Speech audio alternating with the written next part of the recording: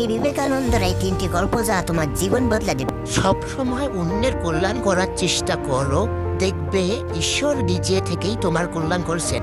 সত্যের জন্য সবকিছু ত্যাগ করা যায়, কিন্তু কোনো কিছুর জন্য সত্যকে ত্যাগ করা যায় না।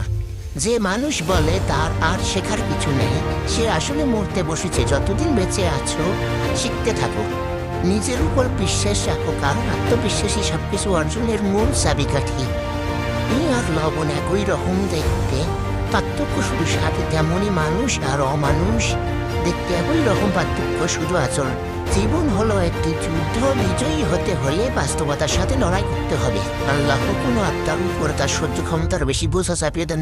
আপনি যতটা পরিশ্রমী হবেন আপনার সফলতার পরিধি ততটা বড়। যদি তোমার কোনো সমালোচক না থাকে তাহলে বুঝে না অসম্ভবত তোমার কোনো সাফল্যও নেই। কুকুর যখন ঘাস খায় তখন বুঝে নিতে হবে ওর পেটে অসুখ হয়েছে। একজন মানুষ টুপি পাগড়ি জুব্বা পরে যখন ঘুষ বা হারাম খায় তখন বুঝতে হবে ওর ইমান নষ্ট হয়ে গেছে। সত্য কথা দিতে নেই। নিজের স্ত্রীকে সম্মান করুন, শুধুমাত্র দুমতো হাত আর কাপড়ের জন্য সে তার আমাদের যে নারী সুগন্ধে মুখে পরপুরুষকে হয়ে যাবে সে ব্যভিচার।